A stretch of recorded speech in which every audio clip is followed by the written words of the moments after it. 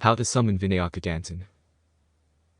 As is traditional in most tantric apachara practices, one must perform this ritual when the sun is completely set, that is at night. This is regardless of what time zone you are in. It must be when it is completely dark from sunlight. Please note, artificial light or candlelight is required when you write the symbols or yantra down, as described in the next section. The yantra to summon the entity is shown on the video. Historically, many Aaiyanists choose 2 a.m. in the morning to perform this ritual. When the sun is visible, the positive energy of the sun god Surya permeates this realm and can dispel the negative resonant energy required to link up with the Tala. In other words, if you try to perform this ritual during the day, it will not work unless you are a very high-level tantric Aaiyanists practitioner and are very linked with the entity you are trying to call. In order to break down the gap between our realm and the Tala the entity exists in, you must first inscribe the ancient Dravidian Aaiyyanist yantra, which is shown in the image, onto the floor.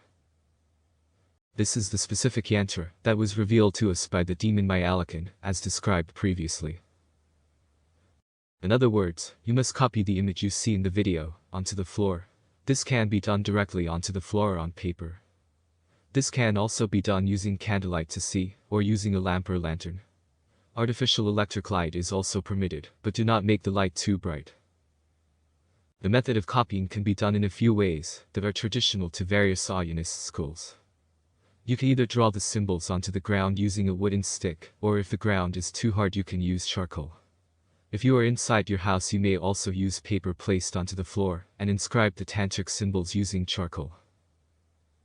By writing down the Aaiyyanist inscription, or yantra, onto the floor, the link between our reality and the dimension the entity resides in will be open.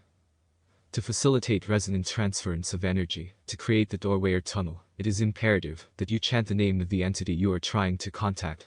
So, once the inscription is finished, the final part in unlocking the gateway between this realm and the Tala is chanting the mantra of Vinayaka Dantin, Vinayaka Dantin, Vinayaka Dantin. You must keep chanting Vinayaka Dantin until you begin to feel the presence of Vinayaka Dantin. As you chant the mantra, feel yourself becoming relaxed and meditative, and allow your spirit to enter into the realm of the Vinayaka Tala. It will usually take 100 chants to summon the entity for a practiced tantric Aaiyyanist. For a layperson, it may take 100 to 500 chants of this mantra before you feel the presence. And trust us, you will feel the presence in the room with you.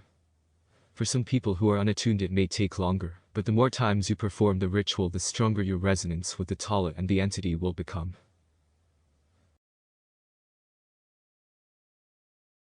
There are some additional notes from the Aaiyyanist Varna Tantric form. You can also stare, for as long as possible, a form of unblinking meditation known as Andrananal, at the Tala image until it fades from view and changes, such that the Tala begins to open. As you become more attuned to this process, you will see it change before you. Once you feel the presence of the entity, all you need to do is tell them verbally your wishes and allow them to do the rest. Remember, entities in Talas and Lokas do not communicate verbally, but speak via the mind and spirit. There is no language barriers between entities, asuras, gods, etc., and humans, but by speaking verbally you actually clear your mind and focus on what needs to be said. You can test this yourself by speaking a clear sentence and trying to have your mind wander at the same time. So, speaking clearly to the entity will form the basis of the communication. For example, if you wish to curse someone, you should tell the entity the name of your enemy and how you would like them to suffer. The entity will then send the negative energy to your enemy. You can also ask the entity to remove negative energy from you, to give you wealth and power or secret knowledge. Many of our world leaders invoke entities this way, to further their careers or power base. However, many Aaiyanists do not summon entities for trivial acts such as cursing someone or gaining wealth or power. The real purpose is to become one with the entity, and for you to gain wisdom from the entity, and for the entity to experience this physical realm, and also gain knowledge from you. The merged entity and yourself will have a common purpose, and you will be directed by this entity to fulfill it, as both of you will benefit. This could be being given or made aware of new scientific breakthroughs, so that humanity will be nudged into a certain path, or creating a piece of work, such as art, music or writing, that transcends humanity as it is now, and pushes us, the humans, into an area not yet explored before. Remember, the aim of all of us, lower beings, humans, and higher entities, is to help Brahman transcend itself. By linking and becoming one with higher beings, we can begin the reversal process of re-merging, which will eventually lead to the re-merging with Brahman. Also, the combined knowledge of multiple beings in one shell has the advantage of allowing us to see something that the individual Atmans may not see in this lifetime. So returning to the ritual. You must perform this action, a ritual, every night, until the act you wish to happen has been carried out and fulfilled. It does not matter if you miss a night. However, the resonant energy transfer will diminish if you have long gaps in between invocations. There is something that we should mention. Entities such as gods, devas, pretas, bhoots, asuras, etc. do not exist in this space-time. They exist in lokas and talas, other dimensions, so can appear to multiple people at the same time. Many Aaiyyanist Hindus practice astral projection by entering lokas close to our plane of existence, and thus can be seen by many people in different locations. The same process applies to the entities you will call in this course. We will now present a summary of the ritual. The summary of the ritual.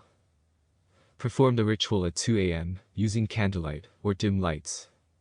Inscribe the symbols you see in the Tala image on this screen. This must be done onto the floor or paper, using charcoal. Or you can use a wooden stick for sand-covered floor. You can also stare, unblinking, for as long as possible at the Tala image until it fades from view and opens itself. Chant the mantra, Vinayaka Dantin, Vinayaka Dantin, Vinayaka Dantin, until you feel the presence of the Vinayaka. Ask the entity what you wish to happen. Speak clearly. You may ask the entity, politely, to leave you immediately. But the resonant energy link will eventually dissipate, and the entity will naturally depart before sunrise. Unless you actively wish it to remain, as explained in the next point. This part is important. You also may ask the entity to remain with you, so that you will ultimately become one. This is the desired state. So if you wish to transcend yourself, summon the entity, but actively open your mind, body and soul to the possibilities of merging with the being. So that you may be touched by greatness and experience their reality, and the Tala they exist in. Also, the entity will be touched by your soul, or Atman, and experience this material reality. You will both benefit, share knowledge and ultimately transcend yourselves. If you have difficulties with this method, you may also use the mirror method, which you use to summon the demon Susna, which was given earlier in this course.